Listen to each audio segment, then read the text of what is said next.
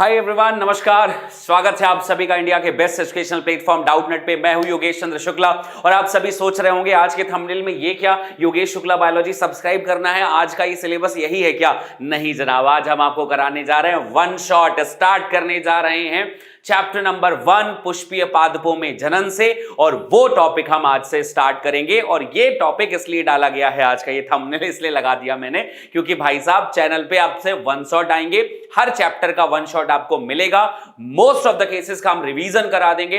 One shot बेहतरीन revision है। Important question मैं टॉपिक की शुरुआत में ही आपको बता दूंगा, और जब आप उनको पढ़ने जाएंगे तो आपकी पढ़ाई एकदम शानदार हो जाएगी, ये पक्का वादा है। तो स्टार्ट करते हैं आज का सेशन। और आज के सेशन में ये जो आज की वीडियो है वो आपके लिए वन शॉट होने जा रही है, सो आप इसे अंत तक जरूर देखना।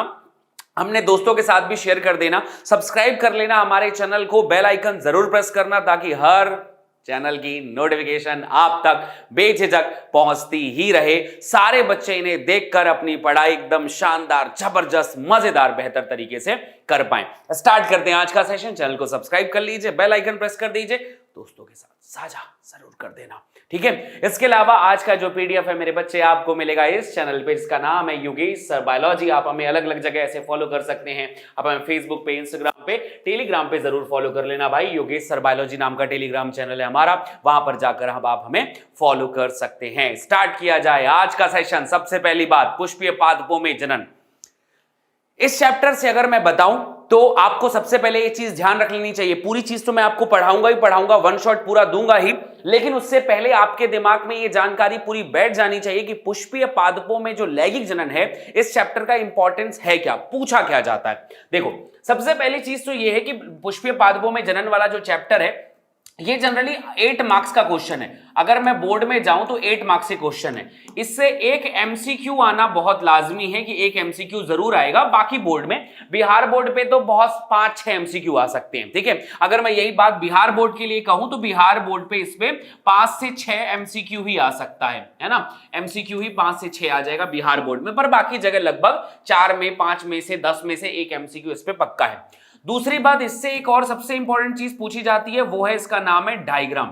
अब diagram generally most favourite diagram किसका है आगे तो मैं बताऊंगा ही, लेकिन मोस्ट फेवरेट डायग्राम जो होता है, एक आता है बीजांड का, एक आता है परागकण का, ठीक है, परागकण का। इसके बाद आता है गुरु बीजाणु धानी का, गुरु बीजाणु धानी का, ठीक है। और उसके अलावा आपके पास एक और टॉपिक पूछा जा सकता है परागकोश का। इसके अलावा एक क्वेश्चन आता है परागकोश का। तो ये क्वेश्चन जो है ज्यादातर डायग्राम के तौर पर पूछे जाते हैं, ये बहुत ज्यादा इंपॉर्टेंट टॉपिक है। और फिर इस टॉपिक पे एक आता है बड़ा प्रश्न, जो आता है जिसे हम कह सकते हैं बड़ा प्रश्न। और इस बड़े प्रश्न की अगर मैं बात करूं तो इसमें सबसे बड़ा सवाल आता है दोहरा निषेचन। ये सबसे बड़ा सवाल है, दोहरा निषेचन। इसके बाद आपको एक और बड़ा प्रश्न बोलेंगे लघु बीजाणु जनन, और दूसरा पॉइंट आ जाता है गुरु बीजाणु जनन। हालांकि प्रश्न भी आप तक मैं अभी साझा करूंगा, आगे मैंने प्रश्न लिख रखा है, पर ये जो आज मैंने इस बोर्ड पे लिख दिया, ये सबसे ज्यादा जरूरी सवाल में से एक बनेगा। बहुत हौले हौले, सांत्वना से, दिमाग लगाकर आप इन चीजों को जरूर पढ़ लीजिएगा कि इसके ऊपर एमसीक्यू आते हैं। सो छोटे छोटे कॉन्सेप्ट जरूर रखें कि बैम्बू का जीवन काल कितने समय तक रहता है ना, और कितने बार पुष्पन करता है वो, है ना, एक लिंगी कौन है, द्विलिंगी कौन है, इसके अलावा सत्य फल कौन है, असत्य फल कौन है ना, और असंग जनन का मतलब क्या होता है। ये प्रश्न बहुत इंपॉर्टेंट है।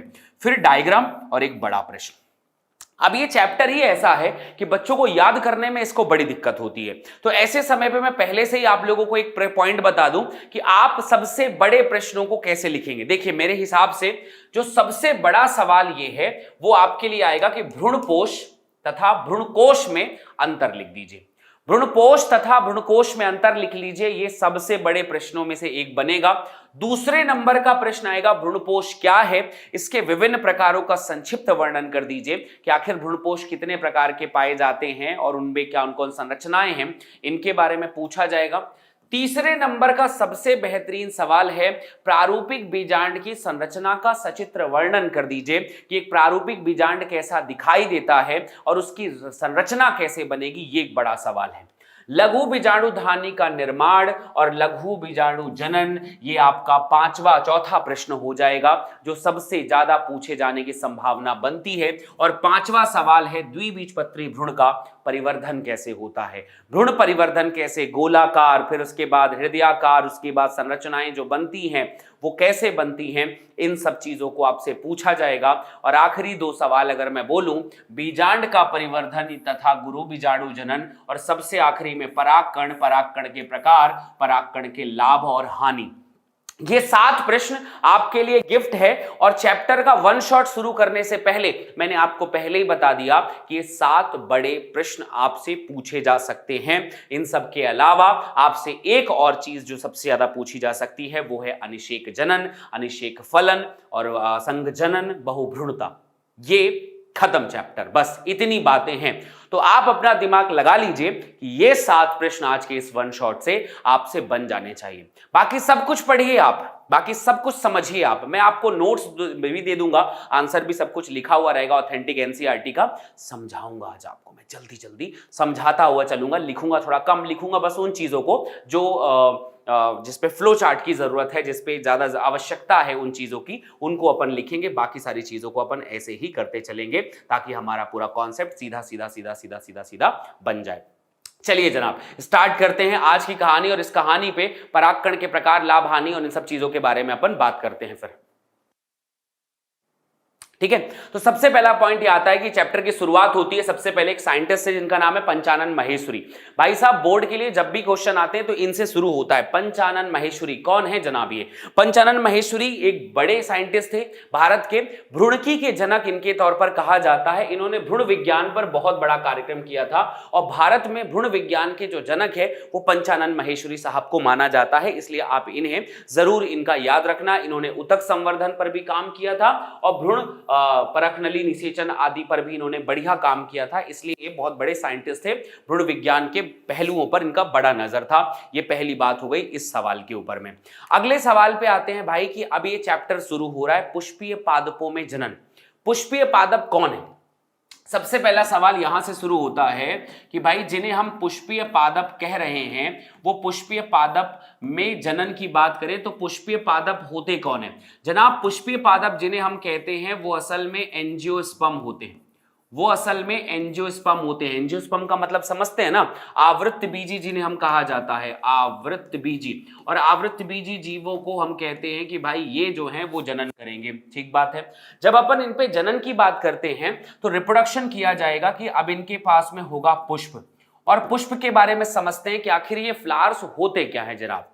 अगर पुष्प समझ में आ गया तो मामला पूरा समझ में आ जाएगा। तो एक बेसिक डायग्राम आपको बताता हूं कि पुष्प में असल में होता क्या क्या है। देखो, पुष्प को अगर कभी भी आप देखेंगे तो सबसे ऊपर वाला भाग जो है ये दिखाई देगा आपको वर्तिकाग्र।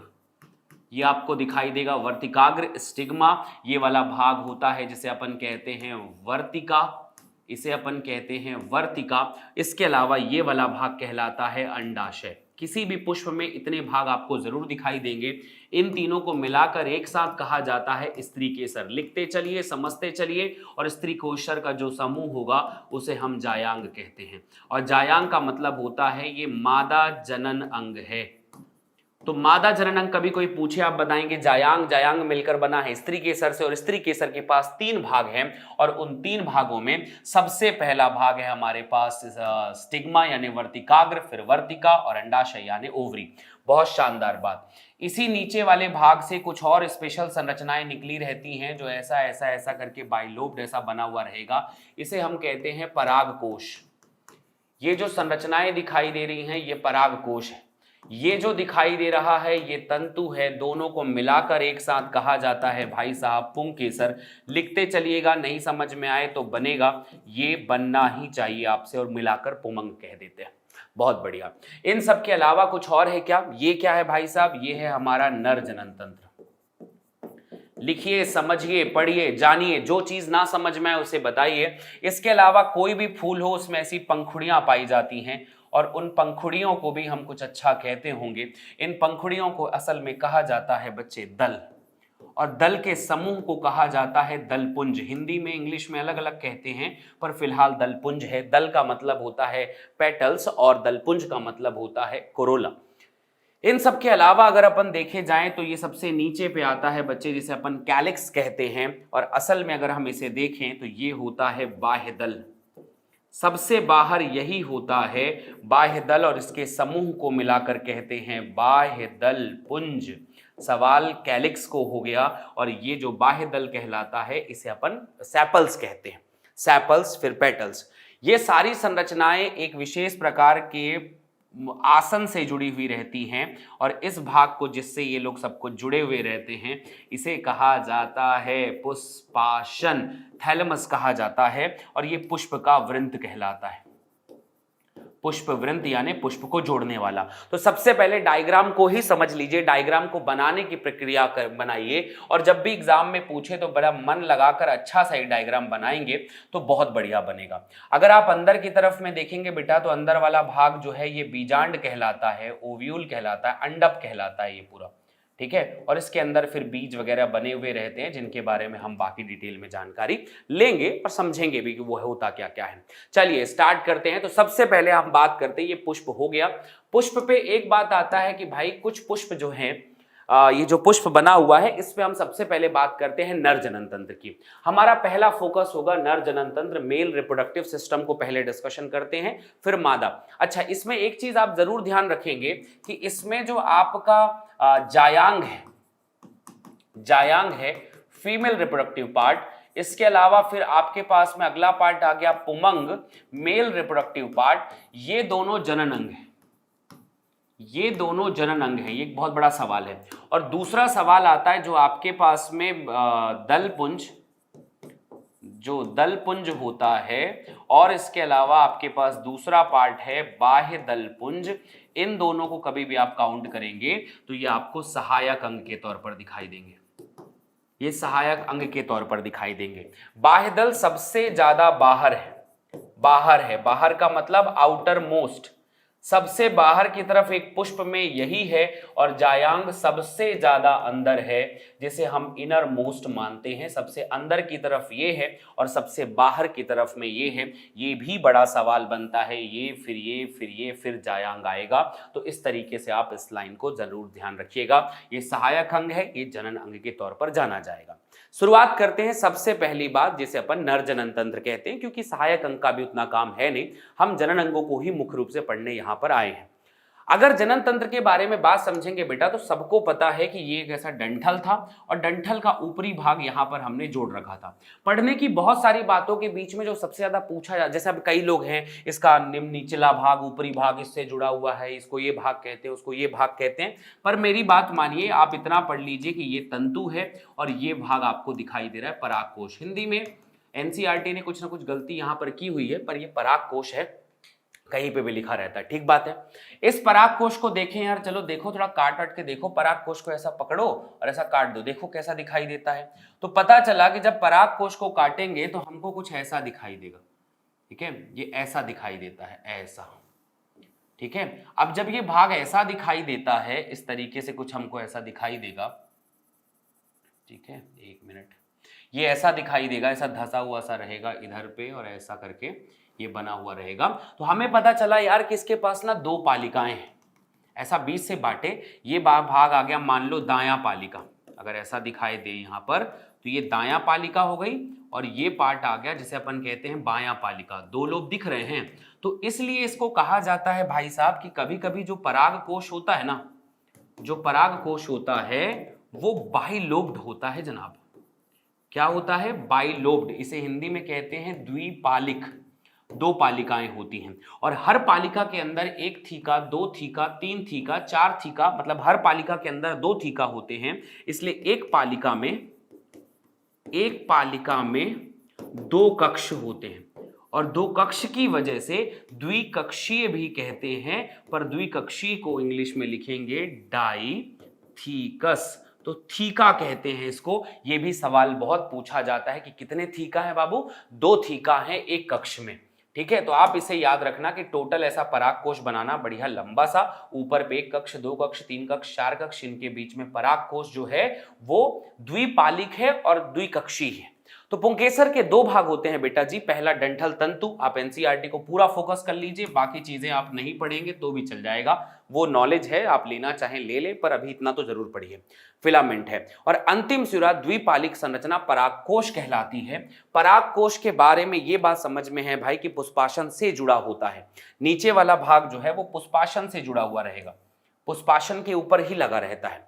पुंकेसरों की लंबाई अलग अलग फूलों में अलग अलग, सब में अलग अलग होती है, और जब सब में अलग अलग होती है तो हमारा सबसे पहला सवाल आता है द्विपालिक। मामला समझ ही गए होंगे कि जब ऐसा ऐसा होता है तो एक पालिका ये है और दूसरी पालिका ये है।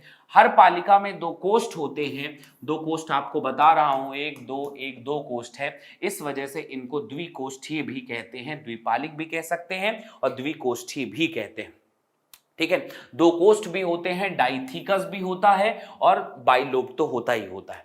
इनको जब अपन गांठते हैं तो आखिरी दिशा में जब आप देखेंगे कि चारों कोण में जो कक्ष है, कक्ष के अंदर का भाग है बीजाणुधानी, वो भी लघु बीजाणुधानी।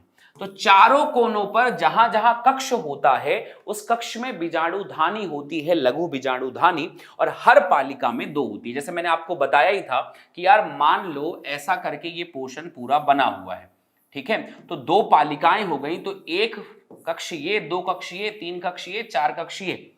कक्ष के अंदर वाला भाग जो है ये बाद में लघु बीजाणु वगैरह बनाएगा, तो कक्ष के अंदर का भाग जो है वो बीजाणुधानी। पहले पालिका है, पालिका के अंदर कक्ष है, और कक्ष के अंदर जो है बाबू ये है बीजाणुधानी, और असल में ये जो बीजाणुधानी है वो आपकी लघु बीजाणुधानी है, तो आप इसे लघु बीजाणुधानी कहते हैं। लघु बीजाणुधानी के अंदर कुछ बेहतरीन चीजें हैं, कुछ कोशिकाएं हैं जो आगे जाकर पोलन सेक्स यानी पराग पुटिका बन जाती है। तो लघु बीजाणुधानी के अंदर अब यहां पर मामला बड़ा पेचीदा हो जाता है। लघु बीजाणुधानी तब तक उसका नाम है जब तक वो अभी शुरुआती अवस्था में है। लघु बीजाणुधानी के अंदर एक कार्यक्रम शुरू होता है लघु बीजाणु जनन। लघु बीजाणु जनन से वो लघु बीजाणु बन जाती है, ठीक है, लघु बीजाणु बन गए, ये मामला शुरुआती समय का है। अब धीरे धीरे क्या होता है, जो लघु बीजाणु है वो परागकण बन जाता है। तो जब वो परागकण बन गया तो जो पहले लघु बीजाणुधानी थी अब उसका नाम परागकोश पड़ गया। बात समझ में आई? तो नाम बदलता रहता है भाई। कल तक जिसका नाम लघु बीजाणुधानी था, कल तक जिसका नाम लघु बीजाणुधानी था, उस धानी में एक कोशिका थी जिसका नाम था लघु बीजाणु की मात्र कोशिका। ये पहले मात्र कोशिका थी, फिर इसने किया बेटा जी क्या, इसने किया लघु बीजाणु जनन, और जैसे इसने लघु बीजाणु जनन किया तो मतलब बना होगा लघु बीजाणु। अल्टीमेटली यही हुआ होगा, लघु बीजाणु बन गए होंगे। अब लघु बीजाणु यार बना हुआ तो कभी तो ये पराग कोश बनेगा ना, तो ये पराग कण बन गया, तो ये लघु बीजाणु जो है परिपक्व होके बन गया पराग कण। ये परिपक्व होके जैसे ही पराग कण बना, तो ऐसा तो नहीं कि बनते ही फूट के बाहर निकल लिया होगा, तो ये परिपक्व होके पराग कण बना, लघु बीजाणुधानी भी परिपक्व हो गई, अब इसका नाम पराग कोश पड़ेगा। ये परिपक्वता का मामला है। परागकण लघु बीजाणु से बनता है, लघु बीजाणु ही परिपक्व होकर परागकण बनाते हैं, और परागकोश ही लघु बीजाणुधानी से परिपक्व होकर बनता है कि शुरुआती समय में उसका नाम लघु बीजाणुधानी है, बाद में उसका नाम आगे चलकर परागपुटिका, पोलन सैक या परागकोश कहलाता है। ये बात हमें ध्यान पे रहनी चाहिए। तो ये चीज अपने दिमाग में एकदम बैठ जानी चाहिए भाई कि ये चीज ऐसे ही बनती है, ठीक है। चलो तो हमारे परागकण का पार्ट हो गया कि परागकण ये सारी चीजें हैं, ओके।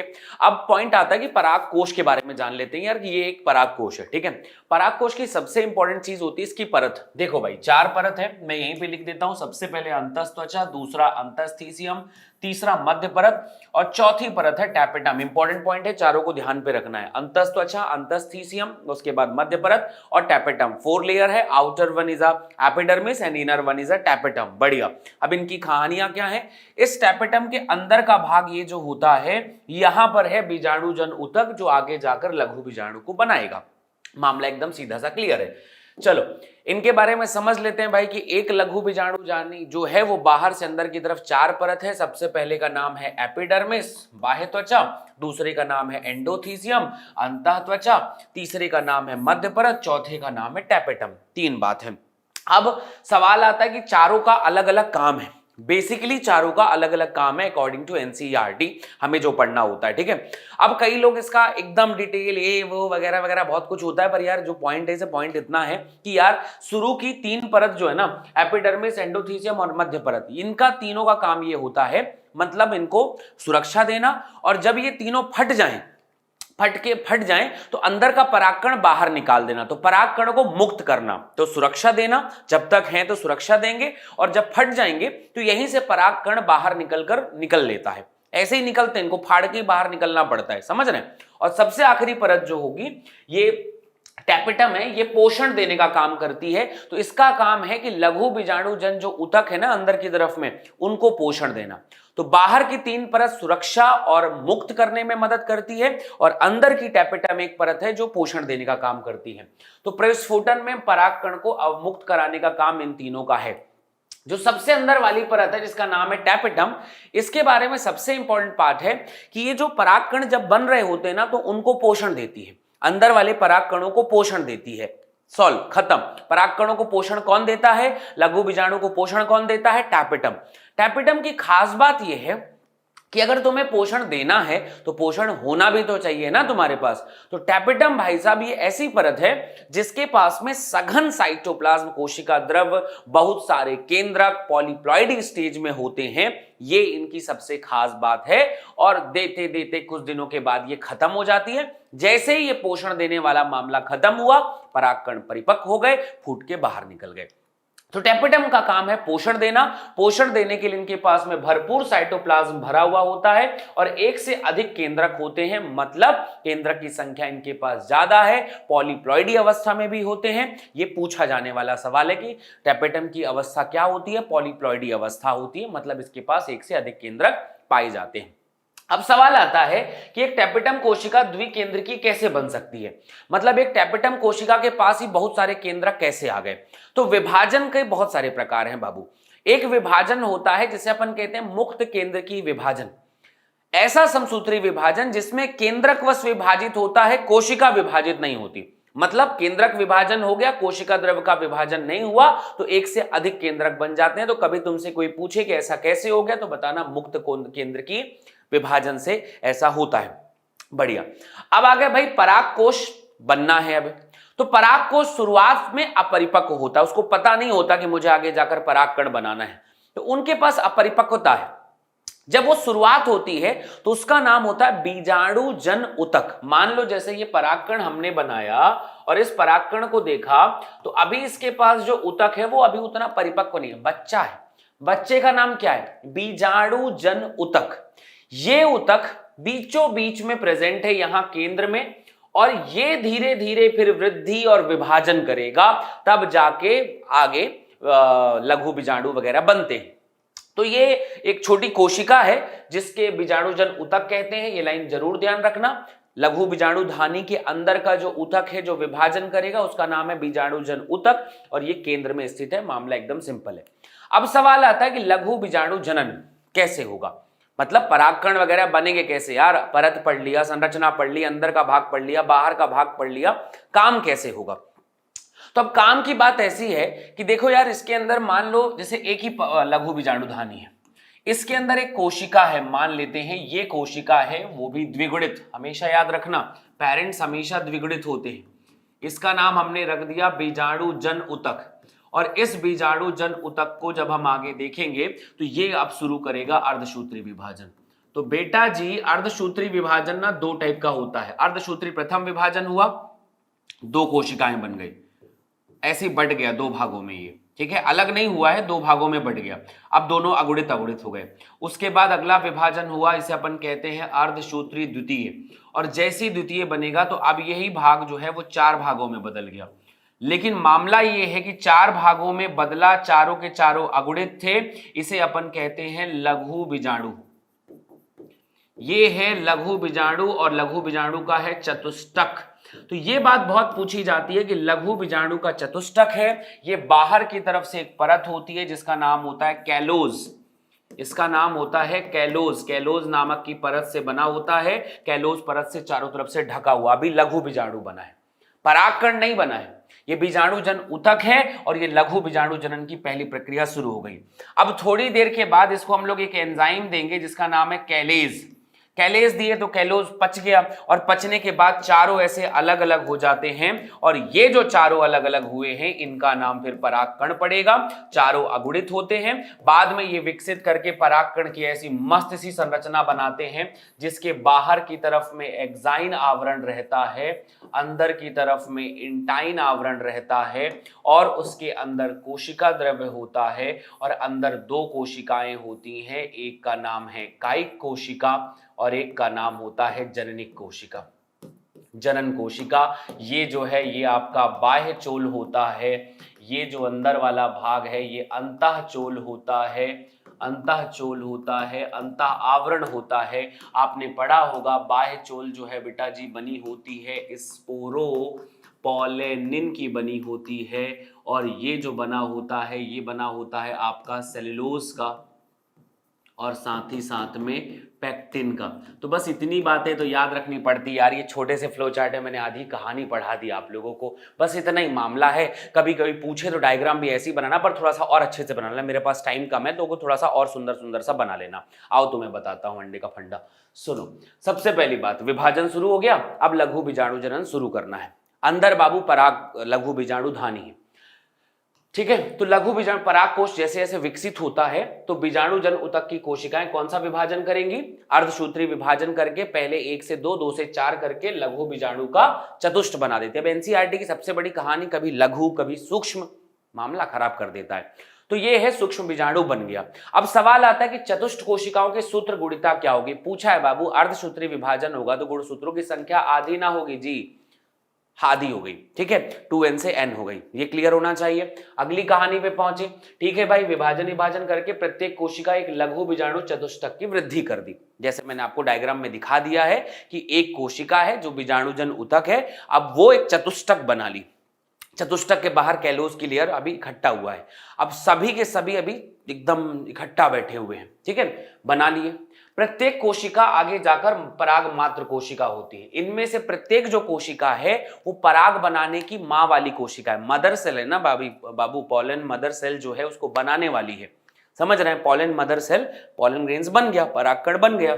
अगली कहानी पे, अब ये पराग मात्र कोशिका अर्धसूत्री विभाजन द्वारा लघु बीजाणु के निर्माण की प्रक्रिया को लघु बीजाणु जनन कहते हैं। लघु बीजाणु जनन कहते हैं। तो मामला क्या है? व्हाट इज लघु बीजाणु जनन? यार पराग कोश में या लघु बीजाणु धानी के अंदर, ठीक है, पराग लघु बीजाणु मात्र कोशिका के द्वारा अर्धसूत्री विभाजन करके परागकण को बनाने की प्रक्रिया को लघु बीजाणु जनन कहते हैं। ठीक बात है, क्लियर। अब ये लघु बीजाणु संरचना जो है 4 कोशिकाओं के समूह में, जब चारों के समूह में है तो उसे चतुष्टक कहते हैं। फिर चारों अलग अलग होंगे, जब चारों अलग अलग हो जाएंगे, जब चारों एक दूसरे से अलग अलग हो जाएंगे तो आगे जाकर परागकण बन जाएंगे। तो शुरू में अभी लघु बीजाणु है, लेकिन विकास करने के बाद जो है ये परागकण बन जाते हैं। ये भी ठीक बात है। जब ये संख्या हजारों की संख्या में बहुत ज्यादा बन जाते हैं तो परागकण के स्फुटन के समय ये मुक्त हो जाते हैं, बाहर निकल जाते हैं। प्रस्फुटन हो गया, बाहर निकल गया। अब इस पे एक सवाल आता है कि यार प्रस्फुटन हो गया, फूट के बाहर निकल गए, फूटने में कौन कौन सी परत आवश्यक होती है? ये एक डिटेल पार्ट है जो कभी हमारे पास समय रहे तो हम पढ़ सकते हैं, पर ना रहे तो पढ़ने की कुछ खास जरूरत अभी फिलहाल तो नहीं है, क्योंकि एनसीईआरटी कवर हो जाएगा जितना मैं बता रहा हूं। बाहर की 3 परत सुरक्षा और प्रस्फुटन में आवश्यक है, अंदर की परत पोषण देने का काम करती है। अब सवाल आता है परागकण। मोटी मोटी बात मैं बता चुका हूं, थोड़ा थोड़ा पार्ट और आपको सेट कर देता हूं। अगर एक परागकण को देखे बेटा जी, तो परागकण जैसे मैंने कहा प्लाज्मा मेम्ब्रेन है, उसके बाहर एक और परत है जिसका नाम है इंटाइन, और उसके बाहर की तरफ में ऐसी एक परत बनी हुई है जिसका नाम है एक्साइन। थोड़ा अच्छे से बनाना आप लोग, मैंने जल्दी बना दिया है। ये है बेटा जी एक्साइन। मैंने अभी आपको बताया कि एक्साइन यानी बाह्य चोल स्पोरोपोलिन का बना हुआ है। ये है आपका इंटाइन यानी अंतः आवरण, ये सेल्यूलोज एंड पेक्टिन का बना हुआ है। ये जो बना है बेटा जी वो है प्लाज्मा मेम्ब्रेन, ठीक है, cell wall and plasma membrane. ये जो भाग है इसे हम कहते हैं जनन छिद्र, यहीं से कुछ ना कुछ बाहर निकलने का काम करता है। और अंदर की तरफ में दो कोशिका है, एक का नाम है कायिक कोशिका और एक का नाम होता है जननिक कोशिका। इस तरीके से मामला बनता है। आइए समझते हैं। परागकण के भाई गोलाकार होती है, व्यास 25 से 50 माइक्रोमीटर तक का हो सकता है, कुछ का छोटा कुछ का बहुत बड़ा होता है। इनके सबसे बाहर दो परत वाली भित्ति है, सबसे बाहर है बाह्य चोल जो स्पोरोपोलिन की बनी है, और स्पोरोपोलिन ऐसा है कि कोई भी केमिकल इसको पचा सकता ही नहीं है। ये केमिकल कभी कोई पचा ही नहीं सकता, ये एकदम जीवाश्म की भांति सुरक्षित होता है, जीवाश्म की तरह सुरक्षित हो जाता है।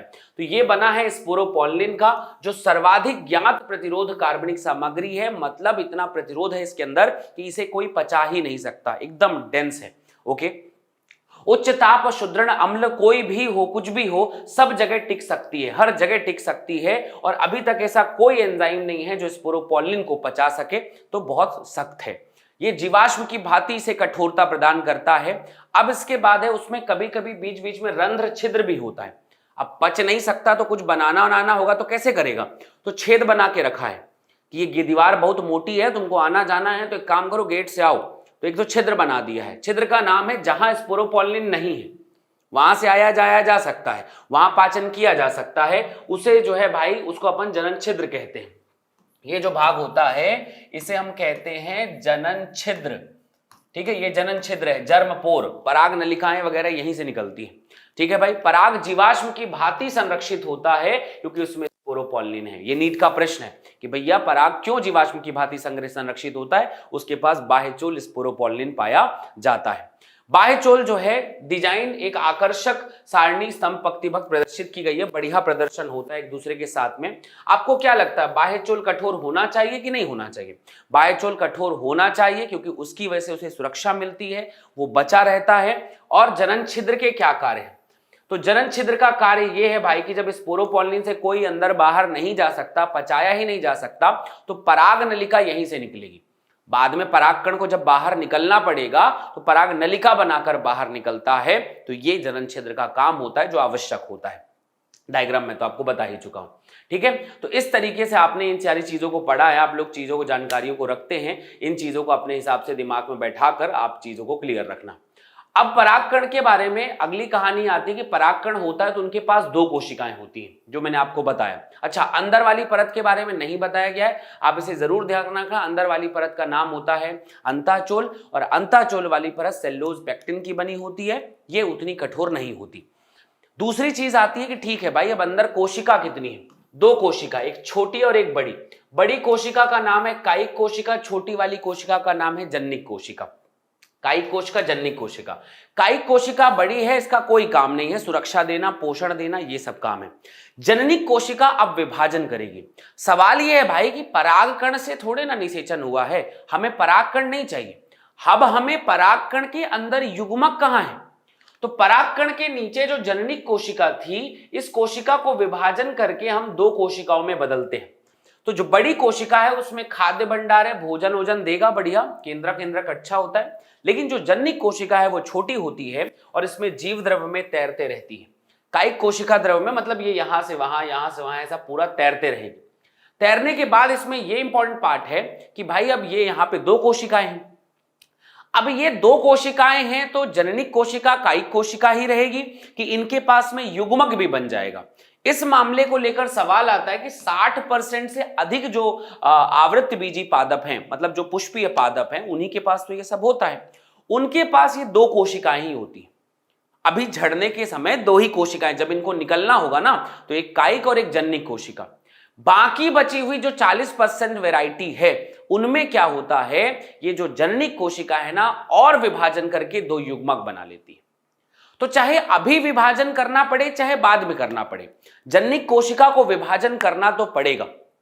परागकण का अंततः काम क्या होता है कि यार यहां से उड़ के पराग कोष तक जाना, वर्तिकाग्र तक जाना, तो वहां तक जाने के लिए इन्हें विभाजन करना ही पड़ता है।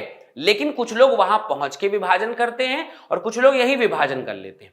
तो ये जो 60% है वो मादा में पहुंचने के बाद विभाजन करेंगे, और ये लोग जो हैं ये लगातार विभाजन कर लेते हैं। तुरंत ही विभाजन कर लिए, जननिक कोशिका विभाजन किया और परागकण से पहले ही 3 चरण में बन गए। तो 3 चरण में क्या हुआ, एक बड़ी कायिक कोशिका, एक जननिक कोशिका, दूसरी क्या बोलते हैं जननिक कोशिका विभाजन कर गया, ये एक युग्मक, ये दूसरा युग्मक। तो नर के 2 युग्मक बन जाते हैं, वो यहां पर बनकर आ गया कि नर के 2 युग्मक हैं। अब सवाल आता है कि ठीक है यार, ये परागकण बन गया, परागकण का कोई इंपॉर्टेंस है क्या इस दुनिया में? हाँ जी, परागकण लोग खाते हैं, सिरप बनाते हैं, परागकण का पॉलिनेशन में बहुत आवश्यक है, मतलब बहुत सारा आवश्यक चीज है। परागकण की जो जीवन क्षमता है वो जैसे किसी में 1 महीने भी हो सकती है, किसी में आधा घंटा भी हो सकती है, किसी में तुरंत भी खत्म हो जाती है, और किसी का जीवन भर भी रहता है। तो जो परागकण की जीवन क्षमता है वो तापमान और आर्द्रता पर निर्भर करती है। जैसे गेहूं, धान जैसे अगर देखा जाएगा तो इसमें जो है हाफ आवर का, आधे घंटे के लगभग रहता है। गेहूं और धान में 30 मिनट के अंदर वो परागकण खराब हो जाएगा। उसके अलावा 3 फैमिली है, एलसीआर, लेग्यूमिनेसी, रोजेसी, लेग्यूमिनेसी और सोलेनेसी। ठीक है, ये याद रखना, एल सी और आर, लेग्यूमिनेसी, सोलेनेसी और रोजेसी, ये 3 फैमिलीज हैं जिनके जीवन, परागकण की जीवन क्षमता 1 महीने के आसपास तक भी हो सकती है, महीनों तक हो सकती है। अब अगर महीनों से ज्यादा हमें जिंदा रखना है तो लिक्विड नाइट्रोजन में -196 डिग्री सेल्सियस की सहायता से हम यूज करेंगे। 196 डिग्री सेल्सियस, ये बात याद रखना। द्रव नाइट्रोजन में उपयोग करके -196 डिग्री सेल्सियस का उपयोग करके वर्षों तक भंडारित किया जाएगा, और ये भंडारित बीज भंडार के तौर पर हम इसे कह सकते हैं। फसल प्रजनन प्रोग्राम में हम इसका यूज कर, इन चीज को अपन संग्रहित करना है, हम इस तरीके से इसको संग्रहित कर सकते हैं, ये मामला निकल कर आता है। ये मेल वाला भाग हो गया। इसका हम उपयोग भी करते हैं पराग भंडार के तौर पर, अलग अलग जगह अलग अलग तरीके से हम इसका यूज करते हैं। इसका लोग भोजन के तौर पर उपयोग करते हैं, मैनी मोर बहुत सारी चीजें हैं। लोग इसको घुड़सवारी में उपयोग करते हैं, भोजन के तौर पर पराग टिकिया ये वो बना के करते हैं। यहाँ पे एक बार हल्का हल्का अपने दिमाग में बैठा लेना, वो उतनी जरूरी चीज नहीं है। दूसरा भाग आता है स्त्री केसर, मादा जननांग भाग। अगर एक मादा जननांग वाले भाग को डायग्राम में तो हम देख ही चुके हैं, मतलब कि क्या कैसा होता है, बस हमें यहाँ पे देखना बहुत जरूरी है कि ये हो क्या रहा है। देखो, मैंने बताया था कि एक स्त्री वाले भाग में वर्तिकाग्र, वर्तिका और अंडाशय, अंडाशय के नीचे पुष्पाशन होता है, पर ये 2 तरीके के होते हैं। जैसे ये एक तरह आप देखेंगे तो इसमें सारे वर्तिकाग्र जो है ना एक जगह पे जुड़ गए हैं, इन्हें युक्तांडपी कहते हैं। युक्तांडपी का मतलब क्या होता है, सारे अंडप एक साथ ऐसे मर्ज हो गए, और ये पाया जाता है पेपेवर सोमनिफेरम पॉपी प्लांट में, जिससे मॉर्फिन निकलता है। अगर आपने 12th वाला अभी टॉपिक पढ़ा होगा, मानव स्वास्थ्य एवं रोग वाला, तो मैंने पढ़ाया है कि मॉर्फिन जो निकलता है वो ऐसे ही दिखाई देता है, पॉपी प्लांट इसको कहते हैं, यहां से निकलता है, ये युक्तांडपी है। कुछ लोगों के सब ऐसे फैले रहते हैं, ये होता है माइसेलिया जिसे अपन कहते हैं, माइचेलिया जिसे अपन कहते हैं, उसमें पाया जाता है। इसके सारे अंडप अलग अलग है, तो इसे वियुक्तांडपी कहते हैं। तो कभी भी याद रखना, अंडप जो है वो तो समझ गए हम, ये सब लोग मिलाकर अंडप बन गए, स्त्री केसर बन गए, पर अंडप 2 प्रकार के हैं, युक्तांडपी मर्ज हो जाने वाला पॉपी प्लांट पे, और अलग अलग हो जाने वाला माइचेलिया में पाया जाता है। अगर हम एक स्त्री केसर के अंडप वाले भाग को देखें तो ये डायग्राम बनता है, जिसे मैं समझाता हूं। ये बीजांड का भाग है, डायग्राम बहुत पूछा जाता है, आगे मैं डिस्कशन करता हूं धीरे धीरे। चलिए भाई, शुरुआत करते हैं स्त्री केसर का सबसे पहला भाग कि स्त्री केसर में क्या क्या होता है। फिलहाल आपको पता है कि सबसे ऊपरी वाला भाग वर्तिकाग्र है, जो परागकणों को ग्रहण करता है। फिर वर्तिका है, जो परागकणों को आगे ले जाने में मदद करती है, पराग नलिका को आगे ले जाने में मदद करती है, युग्मक को ले जाने में मदद करती है। नीचे जो है वो अंडाशय होता है। 3 भाग होते हैं स्त्री केसर के, वर्तिकाग्र, वर्तिका और अंडाशय, तीनों मिलाकर अंडप बनते हैं। ये एक अंडपी होता है और बहुअंडपी भी होता है। एक अंडपी बहुत सारे हैं, जैसे आप मतलब उसमें भी ले सकते हैं आप, जैसे एक अंडपी होता है गुड़हल में, है ना, एक अंडपी होता है, और बहुअंडपी भी बहुत सारे होते हैं। जब अगर वो बहुत सारे अंडपी हैं तो वो आपस में मिल जाते हैं, अगर मिल गए तो युक्तांडपी बनता है, सिन कार्पस कहते हैं उसको, और सिन कार्पस कहेंगे उसको, पेपेवर सोलेनम जिसको एग्जांपल है, पॉपी प्लांट। और अगर सब अलग अलग रहेंगे, युक्तांडपी रहेंगे, तो ये माइचेलिया में पाया जाता है, ये एग्जांपल एपोकार्पस याद रखना, ये अलग अलग भी होता है। अगली कहानी में पता चला कि ऊपर से लेकर नीचे तक क्या है, तो सबसे पहले भाग नीचे अंडाशय है, उसके ऊपर गर्भाशय गुहा है, उसके ऊपर अपरा स्थित है। प्लासेंटा वो जगह है जहां पर बीज रहता है। अगर ये भाग अंडाशय है और अंडाशय में ये भाग जो है अपरा कहलाता है, जहां पर बीज बनते हैं वो प्लासेंटा है। प्लासेंटा है, उसके अंदर ओव्यूल होता है। अंडाशय में बीजों की संख्या एक होती से एक, जैसे गेहूं, धान, आम, इन सब में बीजों की संख्या एक भी होती है, और बीजों की संख्या पपीता, तरबूज, ऑर्किड में बहुत सारी भी हो सकती है। तो अंडाशय के बारे में मामला ऐसा है भाई साहब कि नीचे अंडाशय होता है, उसके अंदर अंडाशय गुहा होती है, उसके अंदर अपरा होता है। अपरा में अंडप लगते हैं, और अंडप जितने जहां जैसे होंगे, बीजांड जो है जितने जहां जैसे होंगे, अगर वो एक होगा तो एक बीज बनेगा, बहुत सारे होंगे तो बहुत सारे बीज बनेंगे। तो गेहूं, धान, आम में एक ही बीज बनता है, और बाकी पपीता, तरबूज और क्या बोलते हैं ऑर्किड में बहुत सारे बीज बन सकते हैं। इस डायग्राम को देखें तो बहुत सीधा सा डायग्राम है बेटा जी। सबसे अंदर की तरफ का भाग मैं आपको बता दूं कि जब बीजांड को जोड़ने में मदद करते हैं तो बीजांड जो है वो बाहर से ऐसे ही आता है।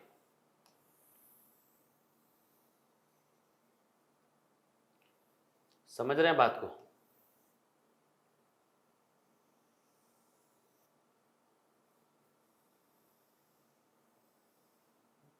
ये पूरा पोर्शन हमारे पास में ऐसा बनता है, मान लेते हैं, ठीक है। तो जैसे ये वाला भाग जो है वो, अब इस डायग्राम को देख सकते हैं आप, बहुत सिंपल सा डायग्राम है, आपसे तुरंत बन जाएगा। जैसे मैंने बनाया 2 मिनट में तो आपसे बन ही जाएगा। सबसे ऊपर वाला भाग होता है भाई फनिकल, जो इसको बीजांड को बीजांड वृंत से जाकर जोड़ के रखता है, वो फनिकल है। सबसे पहले ये नाम जरूर याद रखना, फनिकल, जो बीजांड को बीजांड वृंत यानी अंडाशय से जोड़ के रखता है, पुष्पासन से, मतलब सॉरी, अपरा से जोड़ के रखता है। ये हमेशा याद रखना, बीजांड वृंत कहते हैं उसको, वही है फनिकल, ठीक है। दूसरा भाग आ गया हाइलम, जो फनिकल को बीजांड से जोड़ता है। फनिकल को बीजांड वृंत को जोड़ने का काम जो है हाइलम का है। फिर ये ऊपरी भाग है जहां पर छिद्र बना रहता है, इसे बीजांड द्वार कहते हैं। ये वाला जो द्वार है वो बीजांड द्वारी सिरा कहलाएगा। बीजांड द्वार पे जो सिरा होगा बीजांड द्वारी सिरा कहलाएगा। नीचे की तरफ का भाग का निभागीय सिरा कहलाता है, कैलेजल सिरा कहलाता है। तो कितने सिरे हो गए? 2 सिरा, एक तरफ खुला हुआ, एक तरफ बंद वाला।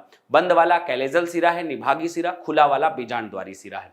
इन दोनों के बीच में आप देखेंगे तो सबसे अंदर की तरफ में भ्रूणकोश है। भ्रूणकोश की कहानी आगे समझेंगे। और उसके बाहर 2 आवरण हैं, अंत आवरण, बाह्य आवरण। तो उससे पहले बीजांड काय है, न्यूसेलस बीजांड काय, इसका भी एक विशेष रोल होता है जो डायग्राम बनाने के बाद समझ में आएगा। उसके बाहर 2 आवरण हैं, अंत आवरण, बाह्य आवरण, ये दोनों मिलकर आवरण बना लेते हैं। सो डायग्राम को आप बहुत ध्यान समझना। सबसे पहले भ्रूणकोश, उसके बाद बीजांड काय, बीजांड के बाद अंत आवरण, बाह्य आवरण। ऊपर का हिस्सा बीजांड द्वारी सिरा, बीजांड द्वार वाली जगह, नीचे की तरफ के निभागीय सिरा। हाइलम वो भाग है जहां से बीजांड द्वार, बीजांड जो है वो जुड़ा होता है बीजांड वृंत से। और फाइलम, हाइल जो आपका फनिकल जो भाग है जहां जुड़ा होता है, और हाइलम वो भाग है जहां से ये दोनों जुड़े होते हैं, फनिकल और बीजांड। इस तरीके से इनके ऊपर बहुत क्वेश्चन आते हैं। अब सवाल आता है कि ठीक है यार, सब कुछ बन गया तो ये लोग काम कैसे करते हैं?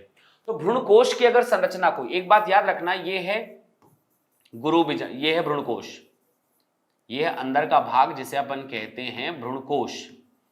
बाबू भ्रूणकोश को बहुत ध्यान समझना। भ्रूणकोश के बाहर का जो कोशिका है ना, इसी को कहते हैं बीजांड काय। वहां पे टैपेटम न्यूट्रिशन दे रहा था, यहां पर बीजांड काय न्यूसेलस न्यूट्रिशन देगा। किसको?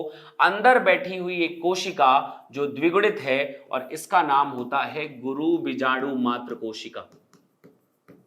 बाकी सब कुछ याद रखिए, लेकिन सबसे ज्यादा जो याद रखिए वो ये है कि गुरु बीजाणु की मात्र कोशिका के जहां पर है वो भ्रूणकोश है, और उसके बाहर बीजांड काय है जो न्यूट्रिशन देगा। फिर अंत आवरण और बाह्य आवरण, ऊपर बीजांड द्वारी सिरा, नीचे निभागीय सिरा, हाइलम, फनिकल, दैट्स ऑल। आसान है।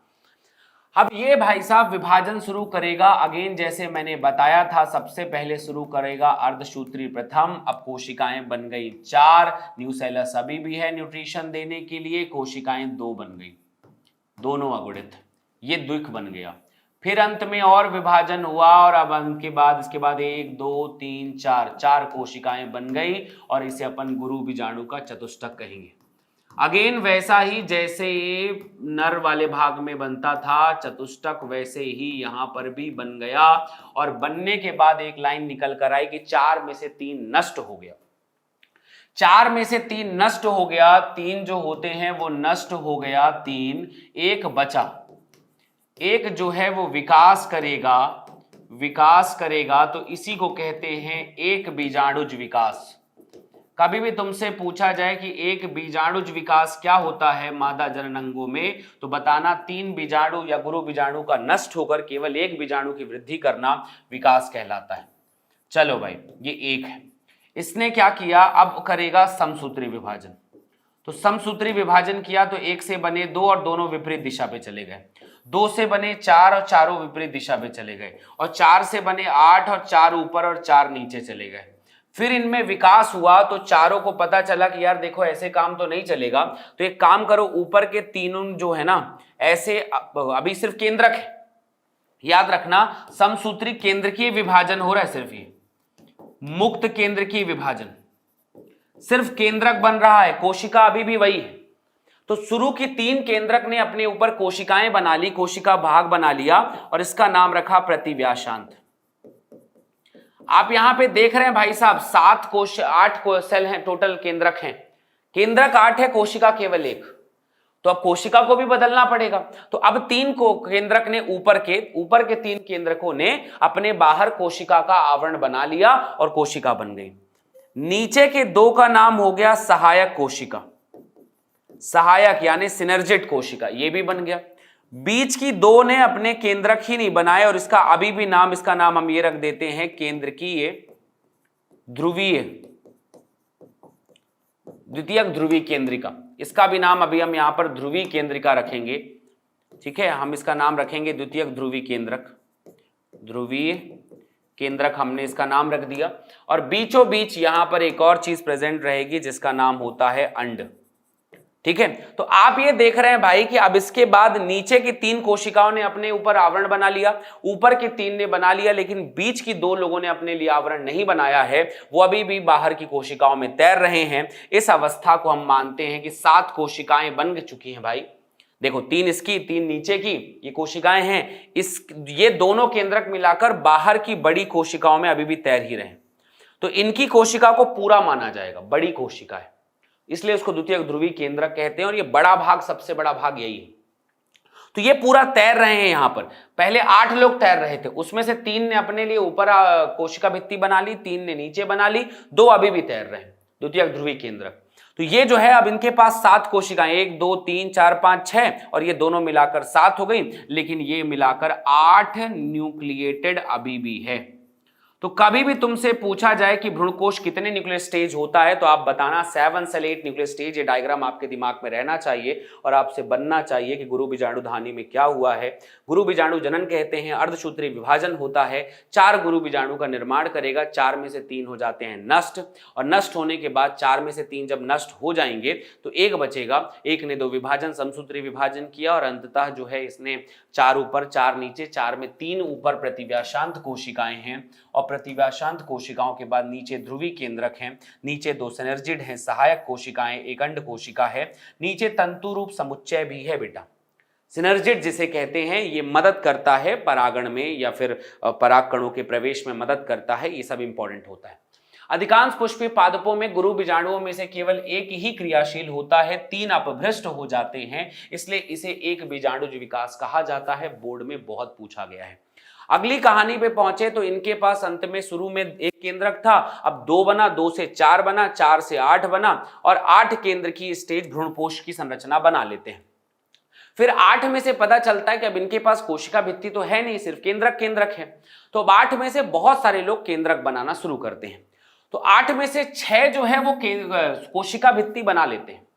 8 में से 6 जो है बाहर की तरफ में कोशिका भित्ति बना लेते हैं, 2 नहीं बना पाता, और जो 2 नहीं बना पाता उसे न्यूक्लियाई कहते हैं। अंड उपकरण के नीचे रहता है, बड़े केंद्र की कोशिका में होता है। ये परागकण का मेन काम यहां पर बन गया। अगली कहानी पे पहुंचे तो पता चला कि ठीक है भाई ये सब कुछ हो गया, मामला हमारा सेट है, अब हम थोड़े से परागकणों को कर लेते हैं, परागकण की कहानी पढ़ लेते हैं कि परागकण काम कैसे करेगा। ठीक है, तो अगर हम परागकण को देखें, यहां पर समझने की कोशिश करें कि परागकण काम करता है, तो परागकण काम कैसे करता है जी। तो परागकण मतलब ये सब कुछ बनन तो गया है, मादा बन गई, नर बन गया, मिलते कैसे हैं लोग। तो परागकण करने के 3 तरीके। सबसे पहला परागकण पूछेगा कहीं पर कि परागकण होता क्या, तो बताना यार कि परागकणों का विमुक्त होकर परागकोश के वर्तिकाग्र तक पहुंचना परागकण है, परागण है। ठीक है, पॉलिनेशन है। कितने प्रकार होते हैं? 3 प्रकार। पहला स्वयुग्मन, जिसे इंग्लिश में कहते हैं ऑटोगेमी। एक ही पौधा कि एक ही पुष्प, उसके नर और मादा के बीच में परागण होगा, स्वयुग्मन कहलाएगा। तो जब एक ही पुष्प के पराग कोश वर्तिकाग्र तक पहुंचेंगे तो स्वयुग्मन है। आनुवांशिक पदार्थ समान, सब कुछ समान, समय कालिकता की आवश्यकता है, लेकिन अगर दोनों को मिलना है एक टाइम पे विकसित होना पड़ेगा। समय कालिकता चाहिए। अगर अलग अलग समय पे विकसित हो गए तो हमारा जिम्मेदारी नहीं है, एक समय पे विकसित हो तब मामला बन पाएगा। ठीक है भाई। पराग कोश वर्तिकाग्र एक दूसरे के पास होना चाहिए। आपसे पूछेगा कि भाई कोई टर्म्स कंडीशन है क्या इसकी, बोलना हाँ, साथ साथ में समय विकसित एक साथ रहना चाहिए, एक साथ विकसित होने चाहिए, तभी ये हो पाएगा, अन्यथा नहीं हो पाएगा। ठीक है भाई। इसके भी 2 प्रकार टाइप के होते हैं। मतलब अगर एक ही पुष्प है तो जरूरी नहीं है कि वो स्वयुग्मन कर ही ले। एक ही प्रकार के पुष्प 2 टाइप के होते हैं। एक ही पौधे में 2 पुष्प हैं, लेकिन वो अलग अलग प्रकार के भी हो सकते हैं। हो सकता है पुष्प खुला हो, तो पुष्प अगर खुला है मतलब नर मादा एकदम एक्सपोज्ड है, तो हो सकता है वो किसी और से भी परागण कर ले, और अगर बंद है तो चांस ही नहीं है कि वो बाहर परागण कर लेगा। तो इसका पहला भाग आता है अनुन्मीलिय परागण, जिसे अपन कहते हैं क्लोज्ड फ्लावर। अब बाबू अगर एक पौधा पूरी तरह से बंद है, पूरा क्लोज है, तो उसके पर परागण करने के चांस है ही नहीं। Is only self pollination, only self pollination. इनके पास में सिर्फ पॉलिनेशन सेल्फ होगा। 2 एग्जांपल है वियोला एंड मिराबिलिस। ठीक है, ये दोनों उदाहरण स्वयं परागण के ही हैं, साथ में ही इनमें ऐसा काम होता है। क्लिस्टोगैमस अनुन्मीलिय परागण कहलाते हैं। दूसरा हो गया चेस्मोगैमस। चेस्मोगैमस मतलब उन्मीलिय परागण जिसे अपन कहते हैं, मतलब open flower, exposed anther and stigma, exposed खुला है। अब कैथरेंथस इसका एग्जाम्पल है। यह जो होता है पर परागण कर सकता है, यह पर परागण जो है वो कर सकता है। अगर आपने खुला छोड़ा है तो वो पर परागण कर सकता है। ये दूसरा प्रकार हो गया। दूसरा प्रकार एक और आता है सजात पुष्पीय परागण। सजात पुष्पीय परागण मतलब पौधा एक ही है लेकिन पुष्प अलग अलग है। ये देखने में जो है, देखने पे आपको लगेगा कि पर परागण हो रहा है क्योंकि कोई एजेंट चाहिए होता है, पर ये ओरिजिनली जो है वो स्वयं परागण है। तो एक ही पादप के एक पुष्प दूसरे पुष्पों के बीच में परागण करेगा तो ये सजात पुष्पीय परागण है। क्रियात्मक रूप से ये पर परागण है। ये लाइन बिल्कुल दिमाग रखना।